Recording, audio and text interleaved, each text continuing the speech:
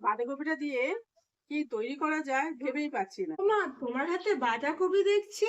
প্রতিদিনের মতন এই আলু দিয়ে তরকারি করবে না, করলে কিন্তু আমি খাবোই না।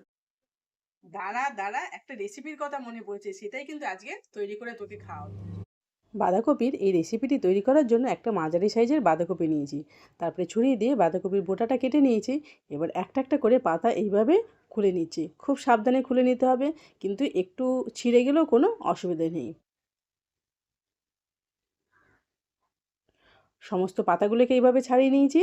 এবার এগুলোকে একটু সেদ্ধ করে নেব। তার জন্য কড়াইতে অনেকটা পরিমাণে জল দিয়ে একটু লবণ দিয়ে একটা একটা করে পাতা জলের মধ্যে দিয়ে দিলাম। তারপরে খুন্তি দিয়ে এইভাবে একটু চেপে চেপে মিনিট 3 মতন পাতাগুলোকে একটু ফুটিয়ে নিয়ে তারপরে জল ঝরিয়ে সুন্দর করে একটা ছাঁকনির মধ্যে পাতাগুলো তুলে নিলাম। আর এদিকে 1 কাপ মতন মুগ ডাল ভিজিয়ে রেখেছিলাম প্রায় 2 ঘন্টার মতন। এবার এগুলোকে একটা মিক্সিং জারে ঢেলে নিচ্ছি। এই মুগ ডালের একটা পেস্ট তৈরি করে নিতে হবে, কিন্তু খেয়াল রাখতে হবে মুগ ডালের মধ্যে যেন একটুও জল না থাকে। দেখুন এবার মুগ ডালের পেস্টটা রেডি হয়ে গেছে। একটা ছোট প্লেটের মধ্যে মুগ ডালটা ঢেলে নিলাম। এবার এর মধ্যে দিয়ে দিলাম একটু হলুদের গুঁড়ো, লঙ্কার গুঁড়ো, একটুখানি লবণ দিয়ে ভালো করে ডালটাকে মিশিয়ে নিয়েছি। এবার পাতাগুলোর জল খুব সুন্দরভাবে ঝরে গেছে, আর বোটার দিকটা একটু মোটা আছে, সেই জন্য একটা ছুরি দিয়ে এটাকে কেটে একটু পাতলা করে নিচ্ছি, যাতে রেসিপিটি খুব সুন্দরভাবে তৈরি করা যায়। এবার একটা থালার উপরে একটা একটা করে পাতা এইভাবে ছড়িয়ে দিলাম। তারপর হাতে করে একটু মুগ ডাল নিয়ে এইভাবে পুরো পাতার মধ্যে সুন্দর করে ছড়িয়ে দিলাম।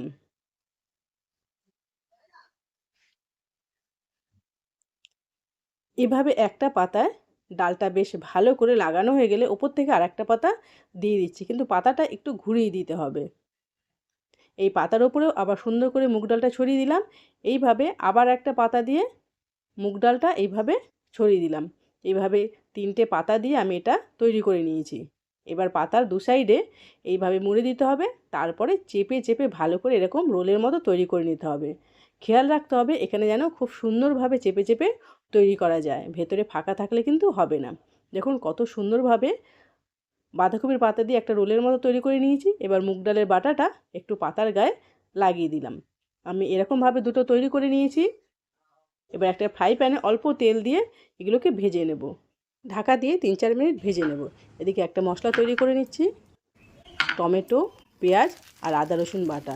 এদিকে দেখুন 3 থেকে 4 মিনিট পরে কত সুন্দরভাবে একদিকটা ভাজা হয়ে গেছে, আর একদিকটা আবার উল্টে দিচ্ছি। আর ঢাকা দিলে কী হবে, ভেতরটাও কিন্তু খুব সুন্দরভাবে সেদ্ধ হয়ে যাবে, আর খেতেও কিন্তু ভালো লাগবে।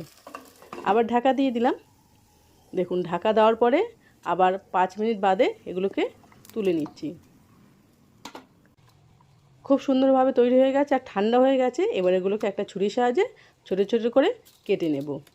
এই ছোটো ছোটো অংশগুলোকে আপনারা স্টোর করেও রেখে দিতে পারেন, বা অন্য সময় সন্ধ্যেবেলা তেলে ভেজেও কিন্তু এগুলো খেতে খুবই ভালো লাগে। তেলে ভাজা হিসেবেও এগুলো খেতে পারেন।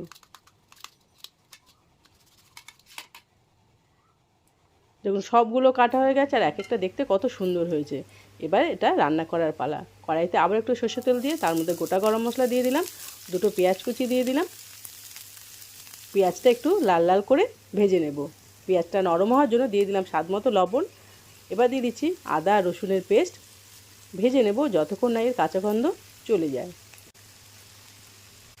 এবার দিয়ে দিচ্ছি টমেটো কুচি। এখানে আমি একটা টমেটোই ব্যবহার করেছি।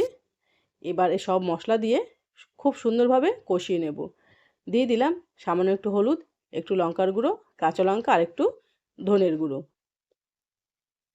মশলাটা বেশ ভালো করে কষিয়ে নেব যাতে খুব সুন্দরভাবে সেদ্ধ হয়ে যায়, সেজন্য ঢাকা দিয়ে দিলাম। দেখুন টমেটো পেঁয়াজ খুব সুন্দরভাবে কিন্তু নরম হয়ে গেছে।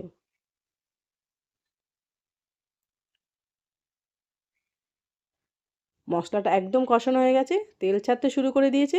এবার যে মুগ ডাল বাটাটা একটু রয়েছে সেটাও আমি এই মশলার মধ্যে ঢেলে দিলাম। এবার মশলার সঙ্গে ডালটাকে ভালো করে মিশিয়ে নেব।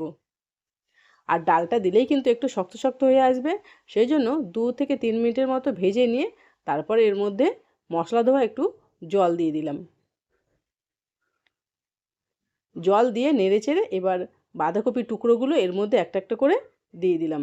দিয়ে একটু নেড়েচেড়ে রান্না করেই নিলে কিন্তু খুব সুন্দর একটি বাঁধাকপির রেসিপি তৈরি হয়ে যাবে, যেটা অন্য দিনের থেকে কিন্তু খেতে দারুণ হয়। আমি এখানে পেঁয়াজ রসুন দিয়ে রান্না করেছি, আপনারা চাইলে নিরামিষভাবেও রান্না করতে পারেন। ওপর থেকে দিয়ে দিলাম একটু ধনেপাতা কুচি। ধনেপাতা দিয়ে আবার একটু নেড়ে চেড়ে নিলেই কিন্তু এটা একদম রেডি হয়ে গেল। গরম গরম ভাতের সঙ্গে এটা খেতে কিন্তু দারুণ লাগে। আর যারা রুটি খান তারা কিন্তু অবশ্যই এটা একবার তৈরি করে দেখবেন, রুটি দিয়ে খেতেও কিন্তু খুব টেস্টি হয়। তাহলে বন্ধুরা, আজকে রেসিপিটি এখানেই শেষ করলাম।